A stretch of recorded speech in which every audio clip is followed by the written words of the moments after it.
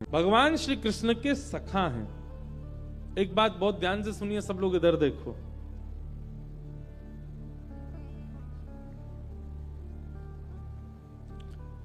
भगवान श्री कृष्ण के मित्र बहुत हैं, लेकिन मथुरा आगमन के बाद द्वारिका लीला तक भगवान के 3 ही सखा बने हैं। बस 3 ही सखा हैं ठाकुर जी के। ब्रज वृंदावन की बात अलग है। ब्रज वृंदावन वाले मधुमंगल, श्रीदामा, तनसुका, मनसुका, धनसुका, सुबल, तोष आदि ये सब भगवान के ये सखा नहीं है, ये तो प्राण हैं ठाकुर जी के। ब्रज के जो हैं ये सखा नहीं है। सखा तो 3 ही है भगवान के। कौन? उद्धव, अर्जुन और श्री सुदामा जी। ये 3 ही सखा हैं ठाकुर जी के। मानो श्री कृष्ण ने एक संदेश और दिया है कि जितने कम हो सके उतने कम सखा बनाइए। बनाइए गिने चुने अच्छे, पर कम बनाओ। जिन लोगों के बहुत ज्यादा सखा होते हैं ना, दुख भी उन लोगों को बहुत ज्यादा होता है। आज एक सखा के घर में, अब मान लीजिए आपके 100 सखा हैं, 100 सखा तो हो ही नहीं सकते, मित्र होंगे। 100 मित्र हैं आपके। आज किसी के घर में कुछ हो गया, उसके लिए आपको दुखी होना पड़ेगा। कल किसी घर में कुछ हो गया, फिर उसके लिए दुखी होना पड़ेगा। और एक दिन तो ऐसा भी आ सकता है, एक सखा के घर में दुख, एक के घर में खुशी, दोनों में आपको जाना पड़ेगा।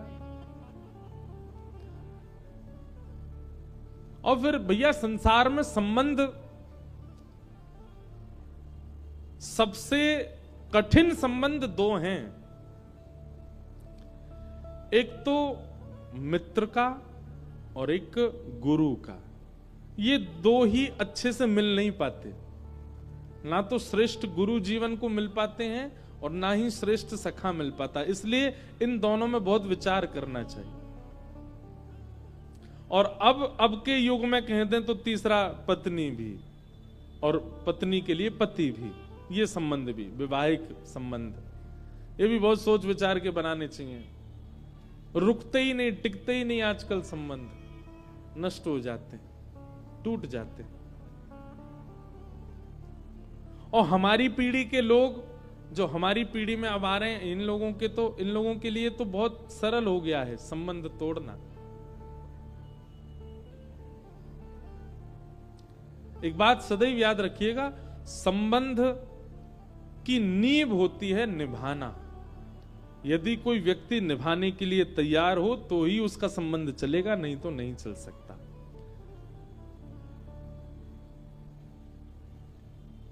हर व्यक्ति नया होता है, हर व्यक्ति के गुण स्वभाव नए होते हैं।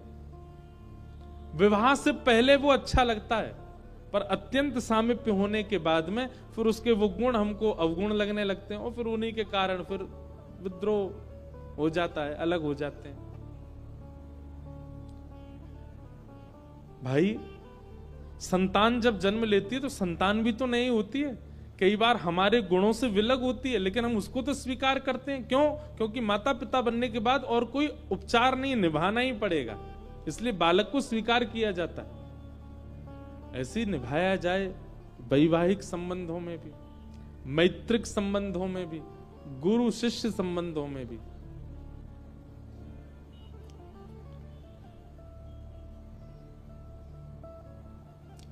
तो भगवान के सखा हैं श्री सुदामा जी, और सुदामा जी के 3 गुण हैं भागवत जी में जो लिखे हैं। ये 3 गुण यदि कोई व्यक्ति अपने अंदर लाए तो हो सकता है कि ठाकुर जी उसको भी अपना सखा बना लें। कौन कौन से गुण? सबसे पहला गुण विरक्त इंद्रिय, दूसरा गुण प्रशांत आत्मा, तीसरा गुण जितेंद्रिय। विरक्त इंद्रिय का मतलब क्या है? अपनी इंद्रियों में जो आसक्त नहीं है। जीव का कुछ खाने का मन होता है तो वो जीव को तुरंत प्रस्तुत नहीं करता। आंखों का कुछ देखने का मन है तो आंखों को प्रस्तुत नहीं करता, बल्कि इसमें और उल्टा यह है कि जीव का कुछ खाने का मन है तो प्रसाद ही खवाता है। आंखों का देखने का मन है तो श्री गोपाल जी को ही दिखाता है। कानों को सुनने का मन है तो कथा ही सुनाता है। नृत्य करने का मन है तो कीर्तन में ही नृत्य करता है, घूमने का मन है तो तीर्थ ही जाता है। हर क्रिया में ठाकुर जी से जो अपनी इंद्रियों को तृप्ति करवाता है, ऐसा व्यक्ति विरक्त इंद्रिय, पहला गुण। दूसरा गुण श्री सुदामा जी का है प्रशांत आत्मा, अत्यंत शांत।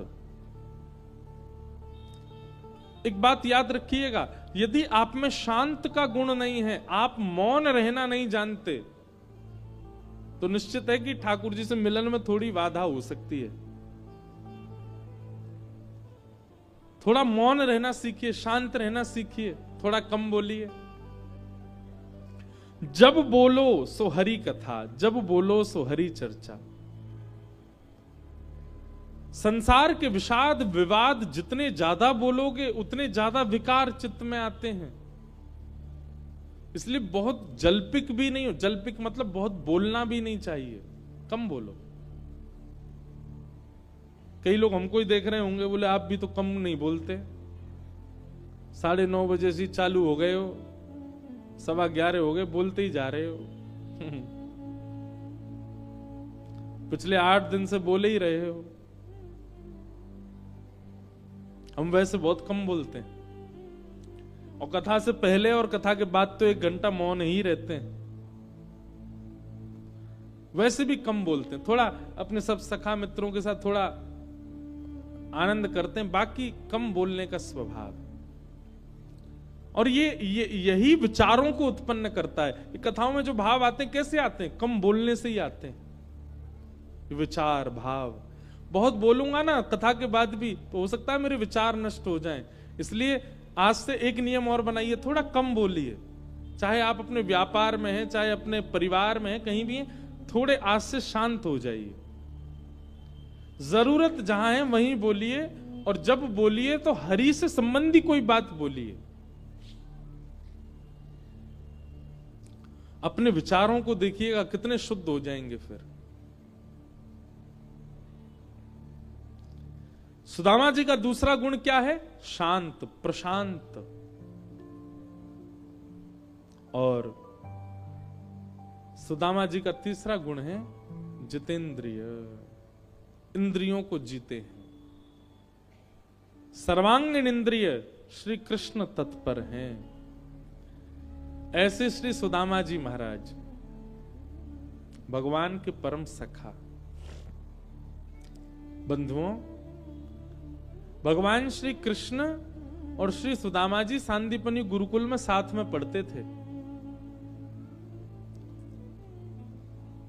एक दिन श्री दुर्वासा जी भिक्षा मांगने के लिए गुरुकुल में आए। गुरुमा ने मन में विचार किया कि दुर्वासा जी तो संत हैं, ऋषि हैं, इनको सब जगह से भिक्षा मिल ही जाएगी, यहां नहीं मिलेगी तो कहीं और से मिल जाएगी, इनको कोई मना थोड़ी कर सकता है। परंतु आज गुरुकुल में ज्यादा व्यवस्था नहीं है, थोड़ी बहुत सामग्री है, और वो सामग्री भी मैंने कृष्ण और सुदामा के लिए रखी है। दोनों वन में जाएंगे लकड़ी तोड़ने के लिए, कुछ पुष्प आदि लेने के लिए, तो वो जो चने हैं वो कृष्ण और सुदामा दोनों पालेंगे। अब दुर्वासा जी को यदि मैं दे देती हूं तो बालक बेचारे भूखे रहेंगे वन में, कहां फल मिलेंगे, कब खाएंगे, कैसे होगा? तो गुरु मां ने आज दुर्वासा जी को भिक्षा देने से इनकार कर दिया और कहा, महाराज जी आज तो आप कहीं और से पा लीजिए, कल हम दे देंगे। दुर्वासा जी को यह बात उचित नहीं लगी।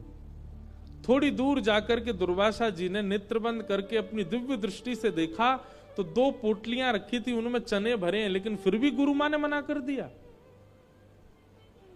दुर्वासा जी ने श्राप दे दिया, श्राप देता हूं, जिनके लिए भी मां ने वो पोटलियां बचा के रखी हैं, जो भी उन चनों को खाएगा वो लक्ष्मीहीन हो जाएगा, उसके जीवन से लक्ष्मी चली जाएगी, भोजन पाने के लाले पड़ जाएंगे उसके लिए। एक ऋषि को देने से मना कर दिया और कमंडल से जल लेकर के छोड़ दिया दुर्वासा जी ने। दुर्वासा जी तो चले गए, पर दुर्वासा जी जहां खड़े थे वहीं एक वृक्ष के पीछे श्री सुदामा जी महाराज कुछ पुष्प तोड़ रहे थे, और सुदामा जी ने वहीं बैठे बैठे यह देख लिया कि दुर्वासा जी उन चनों को शापित कर गए हैं।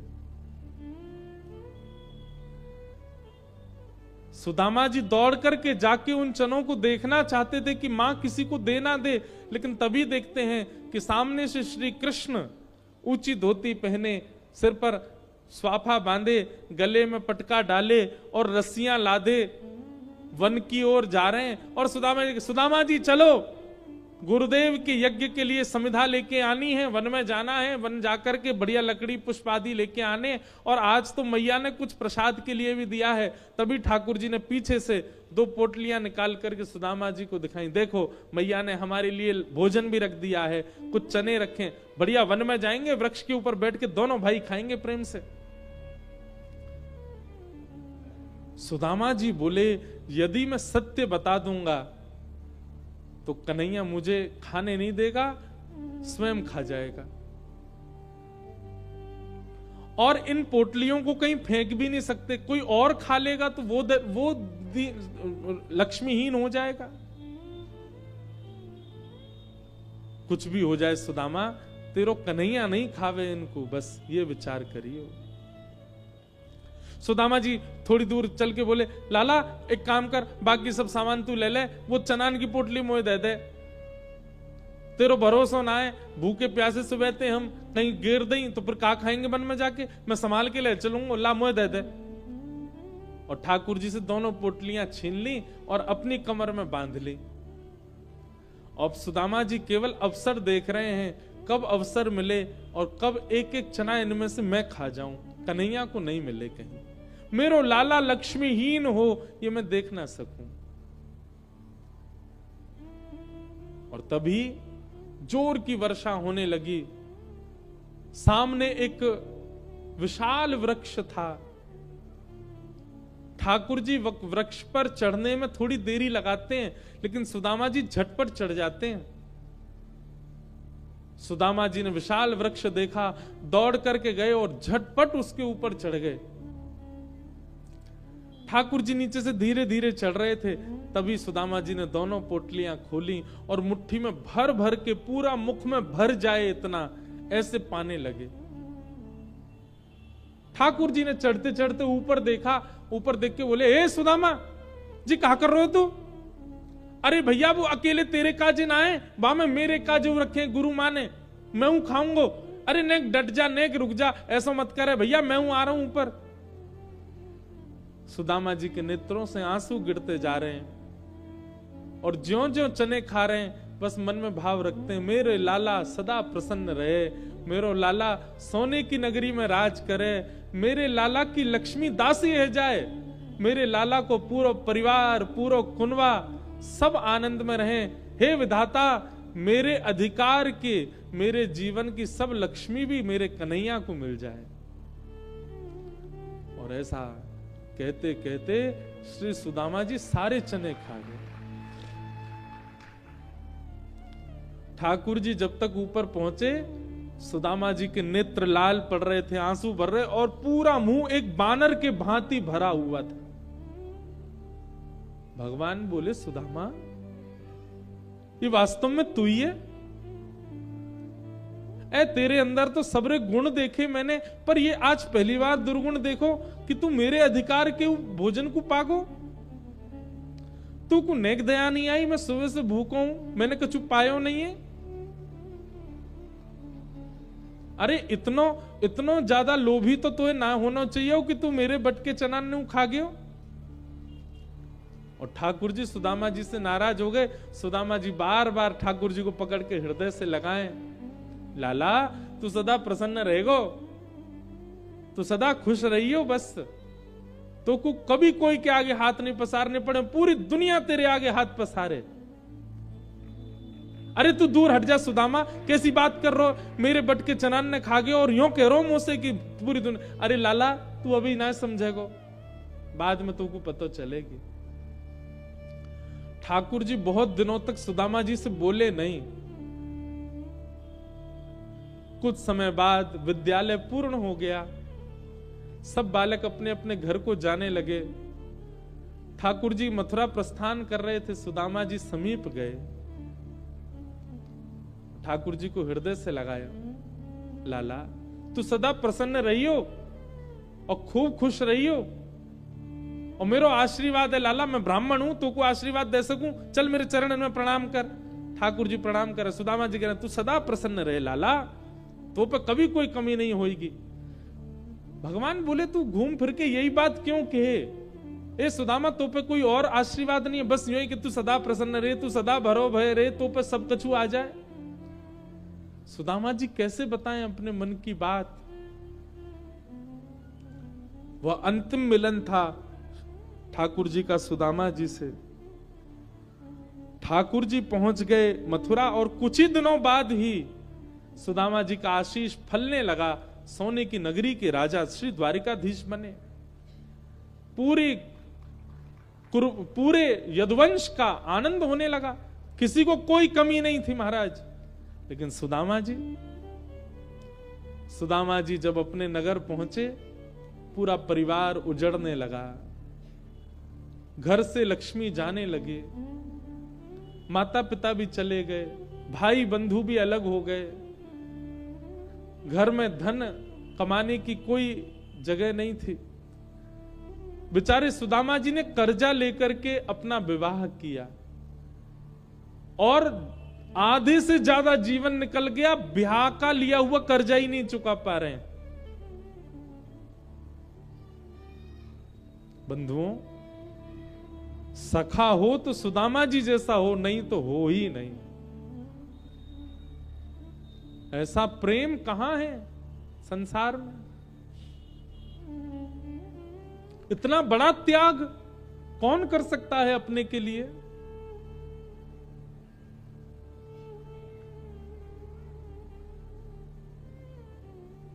जिन वस्त्रों में सुदामा जी रोज रहते हैं, उन्हीं वस्त्रों में विवाह करके आए हैं। छोटे छोटे बालक हुए सुदामा जी के, धीरे धीरे वे बालक बड़े हुए, कुछ लोगों ने सहायता कर दी तो बालकों को थोड़ा पढ़ लिखने में थोड़ी सहूलियत हो गई, पर वे बालक भी 3-3 दिन तक कुछ नहीं पाते, क्योंकि घर में व्यवस्था नहीं है। पर सुदामा जी के चेहरे पर इस बात का कोई कष्ट नहीं, कोई गम नहीं, कोई पीड़ा नहीं, बल्कि सुदामा जी का नित्य नियम है, रोज अपने नगर के बाहर खड़े हो जाते हैं और तीर्थ से आने वालों से पूछते हैं, कोई द्वारिका से आ रहा हो तो मुझसे मिलके जाए। और जैसे ही कोई कहता हम द्वारिका से आए, तो उससे पूछते हैं द्वारिका कैसी है। सब छोड़ो, मेरो लाला कैसो है, वो प्रसन्न है ना, वाकू कोई चिंता तो नहीं, वाकू कोई पीड़ा तो नहीं, मेरे लाला को छींक भी नहीं आ जाए। और जब कहते अरे महाराज उनके तो बड़े ठाट हैं, सोने की नगरी में रहते हैं, और श्री नन्हे से ठाकुर जी 16,108 विवाह हुए उनके, और ऐसा कहते हैं उनकी बड़ी पत्नी जो रुक्मणी है साक्षात लक्ष्मी है।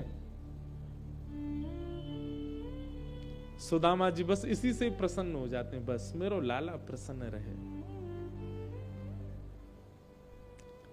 ऐसे त्यागी महापुरुष हैं श्री सुदामा जी, जिन्होंने ठाकुर जी के लिए सब त्याग दिया।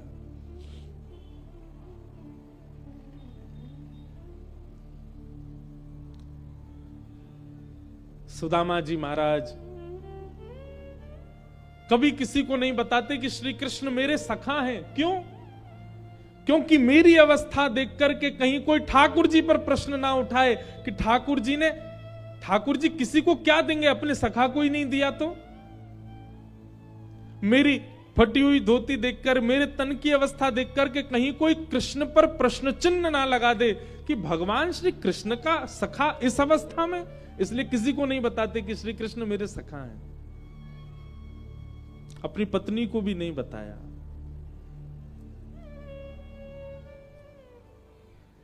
एक दिन एक भिक्षुक द्वार पर आया और द्वार पर आकर के सुदामा जी की पत्नी जी से कहने लगा, अरे देवी भिक्षाम देही, कुछ भिक्षा दे दो। सुदामा जी की पत्नी आई और आकर के बोली, महाराज क्षमा करें, आप गलत पते पर आ गए। हम तो कभी कभी खुद भिक्षा मांग करके पाने वाले लोग आपको कैसे भिक्षा प्रदान करें। वो भिक्षुक जोर से हंसने लगा, कैसी बात कर रही हो, भिक्षा नहीं देनी तो ऐसी मना कर दो, ये इस प्रकार की चिकनी चुपड़ी बातें क्यों कर रही हो। सुदामा जी की पत्नी सुशीला बोली, मैं कुछ बना नहीं रही हूं, मैं सत्य बता रही हूं, हमारे घर में व्यवस्था नहीं है, ऐसा हो ही नहीं सकता। भिक्षुक बोला, आपके पतिदेव द्वारिकाधीश श्री कृष्ण के मित्र हैं, उनके अनन्य सखा हैं, और द्वारिकाधीश के सखा होने के बाद भी कुछ नहीं है। अरे नहीं देना तो ऐसे मना कर दो, अपने आप को भिक्षुक क्यों बता रही हो आप। सुशीला हंसने लगी, बोले आपको किसी ने गलत जानकारी दी, द्वारिकाधीश जी से तो हमारा दूर दूर तक कोई संबंध नहीं है, और यदि संबंध होता भी तो हमारी ऐसी अवस्था थोड़ी होती।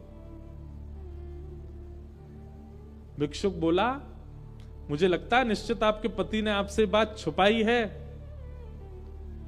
और नहीं विश्वास होता तो जब आपके पतिदेव कोई साधना की क्रिया कर रहे हों, जिस समय वो भयंकर ध्यान में बैठे हों, उस समय केवल इतना कह दीजिएगा, द्वारिकाधीश आपके कौन लगते हैं। अगर वो सुन के घबरा जाएं तो समझ जाना आपसे छुपाया है उन्होंने।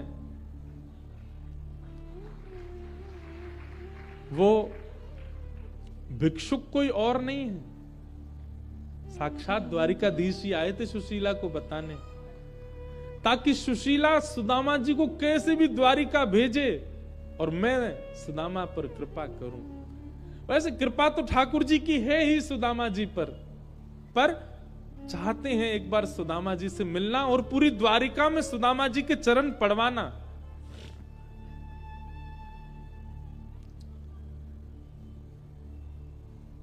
पूरे दिन में एक वह काल आया जिस समय सुदामा जी साधना में बैठे थे। उस समय सुशीला कुछ भी कहे, सुदामा जी का ध्यान कभी नहीं टूटता, लेकिन आज सुशीला ने अचानक कहा, सुनिए, द्वारिकाधीश आपके कौन लगते हैं। और यह सुनते ही सुदामा जी के नेत्र खुल गए और जीव लड़खड़ाने लगी, कुछ का कुछ बोलने लगे, नहीं कुछ नहीं, हमारे ठाकुर जी लगते हैं द्वारिकाधीश, और कौन लगेंगे। बोले आप इतने घबरा गए, आपकी साधना तो कभी टूटती नहीं, चाहे बालक कितना भी हल्ला करे, मैं कुछ भी कहती रहूं, आज कैसे आपके नेत्र खुल गए। आपको मेरी सौगंध सत्य बताइए, द्वारिकाधीश से आपका क्या संबंध है। सुदामा जी के नेत्र सजल हो गए। क्या बताऊं सुशीला, सखा बताऊं या प्राण बताऊं।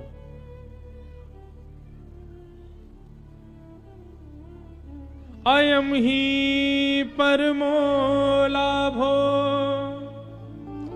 उत्तम श्लोक दर्शनम। व्यवहार में कहूं तो सुशीला श्री कृष्ण मेरे सखा हैं, आध्यात्मिक भाव से कहूं तो श्री कृष्ण मेरे परमात्मा हैं, और मानवीय भाव से कहूं तो श्री कृष्ण मेरी आत्मा है, मेरे प्राण है। हम दोनों साथ में गुरुकुल में पढ़ते थे, सांदीपनी गुरुकुल में एक ही कक्ष में सोते थे, एक ही बिस्तर में सोते थे, शीतकाल के समय एक ही रजाई में सोते थे। और कन्हैया को आदत थी मैया से गले लग के सोने की। अब गुरुकुल में तो मैया थी नहीं, तो मुझसे ही गले लग के सोते थे। रात में मेरे पेट पे ही हाथ रख के, मेरे हाथ की तकिया बना के शाम सुंदर मेरे पास ही सोते थे। रात भर कभी कोई कथा, कभी कोई कहानी, कभी कोई लोरी सुना करके सुलाया करता। विद्यालय में गुरुदेव गृह कार्य देते थे, और कन्हैया पढ़वे लिखवे में तो दूर दूर तक ना हो, सुशीला पढ़ तो ही ना हो, खूब ले के मैं बैठा के कहतो लाला ने पढ़ ले, पढ़ तो ही ना हो, बस ऊध हम करवा लो। अपनों गृह कार्य भी करतो, और कई बार तो अपनों बाद में करतो, पहले कन्हैया को करतो। क्यों, वहां को गृह कार्य नहीं भयो तो गुरुजी दंड देंगे। कई बार स्वयं दंड ले लेतो, लेकिन कन्हैया को कभी दंड नहीं लगने दियो। एक ही थाली में भोजन करते, और थाली में ही नहीं करते, एक दूसरे को झूठो खा जाते। ऐसे हम सखा। सुशीला जी बोली, तो फिर आज ये स्थिति क्यों है। एक ही गुरु के आप शिष्य हैं, इतने अनन्य सखा एक दूसरे के हैं, तो फिर एक द्वारिका का राजा और एक झोपड़ी में रहने वाला क्यों है? सुदामा जी मुंह छुपाने लगे, मुझे नहीं पता देवी, ये मेरा प्रारब्ध है, शायद मेरे पूर्व जन्म के कुछ कर्म होंगे। और तुमको पीड़ा होती होगी, बालकों को पीड़ा होती होगी, लोगों को मैं निर्धन लगता हूं, पर मुझे बिल्कुल अप्रसन्नता नहीं, मैं बहुत प्रसन्न हूं अपने जीवन से। अरे देवी, ये 4 दिन भोजन ना मिलना, इसको तुम दुर्भाग्य मत मानो।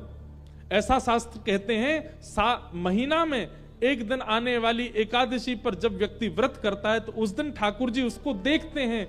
लोगों की 1 या 2 एकादशी होती हैं, मेरी और तेरी तो महीना भर में 15-15 एकादशी हो जाती हैं। 15-15 दिन ठाकुर जी हम पर दृष्टि रखते होंगे। सुशीला बैठे बैठे सुनती रही और अंत में सुशीला ने थोड़ा अपना ढंग बदला, सुदामा जी के पास गई और बोली, क्षमा करें, मुझे ये करना पड़ेगा। और सुदामा जी का हाथ उठा करके अपने सिर पर रख के कहा, तुम्हें मेरी सौगंध है, आप द्वारिकाधीश से मिलने जाइए। सुदामा जी बोले, देवी उसकी आवश्यकता नहीं है, मैं नित्य ही अपने चित्त में ठाकुर जी का दर्शन करता हूं, मिलने की आवश्यकता क्यों? और मेरी दीन अवस्था, मेरी अवस्था, मेरे ये शरीर को देख के, मेरे फटे हुए वस्त्र देख के कहीं कन्हैया को ये नहीं लगे, और कन्हैया को तो नहीं लगेगा, पर द्वारिका में इतनी सारी पत्नियां, उनकी सबको ये नहीं लगे कोई गरीब है, कुछ मांगने आया है, मुझे इस प्रकार बहुत संकोच होता है, मैं नहीं जाऊंगा।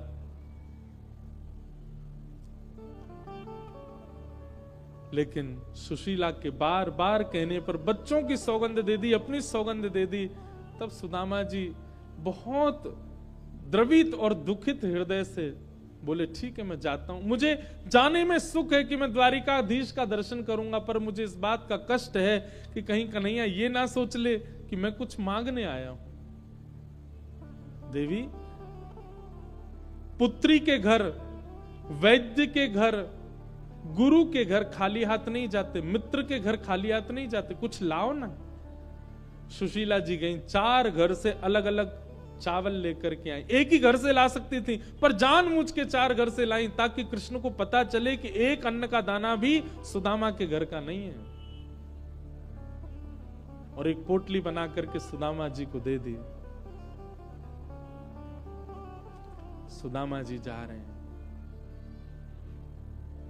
घनश्याम तुम्हें ढूंढने जाए कहाँ कहाँ, घनश्याम तुम्हें ढूंढने जाए कहाँ कहाँ, घनश्याम तुम्हें ढूंढने जाए कहाँ कहाँ, घनश्याम तुम्हें ढूंढने जाए कहाँ कहाँ, हे नंद लाल तुम्हें ढूंढने जाए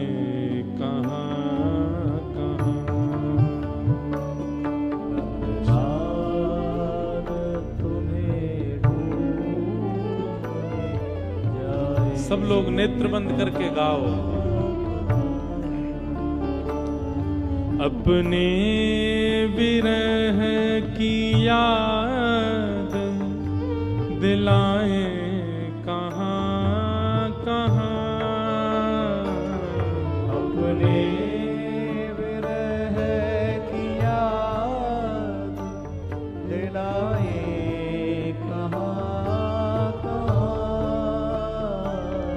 अपने विरह की याद दिलाए कहाँ कहाँ,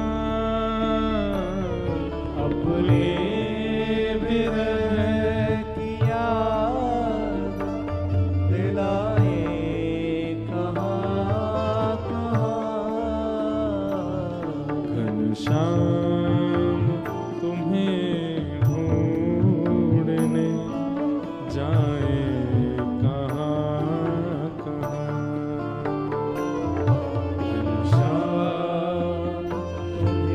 चलते जा रहे हैं श्री सुदामा जी, चलते चलते रास्ता भटक गए, कहीं और पहुंच गए हैं। ऐसी श्री सुदामा जी की स्थिति है। रास्ते में किसी से पूछ रहे हैं भैया द्वारिका कितनी दूर है, तो किसी ने बताया सुदामा जी आप गलत आ गए हो, ये गलत मार्ग है। अरे इतना पीछे जाना पड़ेगा, वहां से रास्ता जाता है। पतले दुबले से सुदामा जी कितने दिन से कुछ पाया नहीं, गिर जाते चलते चलते। रास्ते भर बस यही कह रहे हैं, लाला वैसे तो तू हमारे हृदय में है, लेकिन तेरी नगरी बहुत दूर है लाला। चरणों की खाक सारों में खुद खाक बन गए,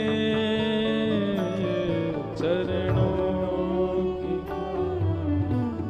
सारों में खुद खाक बन गए।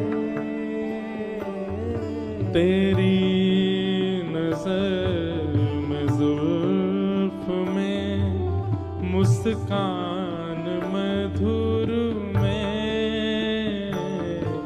तेरी नजर जुल्फ में मुस्कान मधुर में। उलझन है सब में दिल तो छुड़ाए कहाँ कहाँ, उलझन है सब में दिल तो छुड़ाए कहाँ कहाँ। अपने विरह की याद दिलाए कहाँ कहाँ, अपने विरह की याद दिलाए कहाँ कहाँ। घनश्याम तुम्हें दूर जाए कहाँ कहाँ, घनश्याम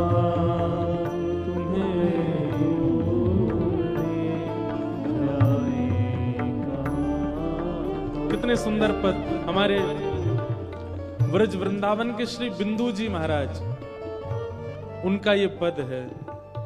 कितनी अच्छी बात कह रहे हैं। दिन रात अश्रु बिंदु बरसते तो हैं मगर, दिन रात अश्रु बिंदु बरसते तो हैं मगर, दिन रात अश्रु बिंदु बरसते तो हैं मगर, दिन रात अश्रु बिंदु बरसते तो हैं मगर। अगली पंक्ति बहुत सुंदर। सब तन में लगी आग, हे कन्हैया आपकी याद में रोम रोम पीड़ा में होता है, रोम रोम जल रहा होता है, पर अश्रु केवल नेत्रों से ही आते हैं। नेत्रों से अश्रुबिंद आकर के यहाँ की अग्नि तो बुझा देते हैं, पर हमारे तो पूरे तन में आग लगी है, ये कैसे बुझे नाथ। सब तन में लगी आग है, बुझाए कहाँ कहाँ।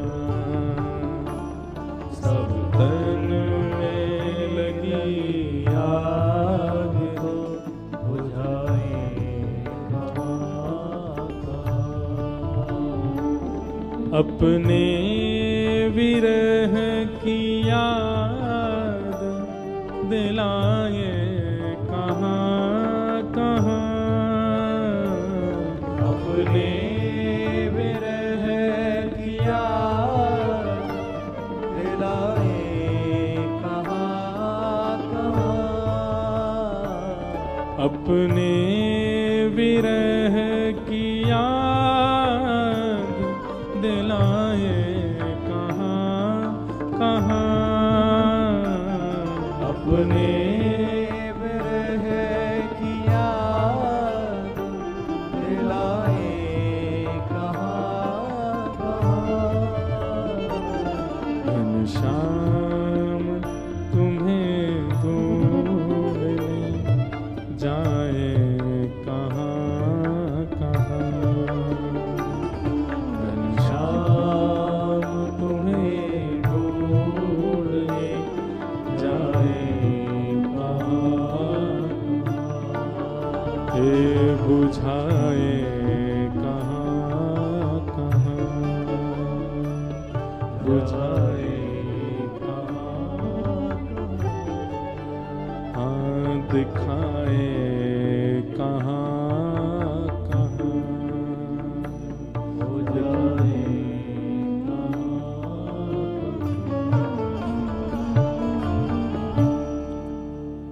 चलते जा रहे हैं सुदामा जी। कितने दिन बीत गए, दिन की कोई गिनती नहीं है।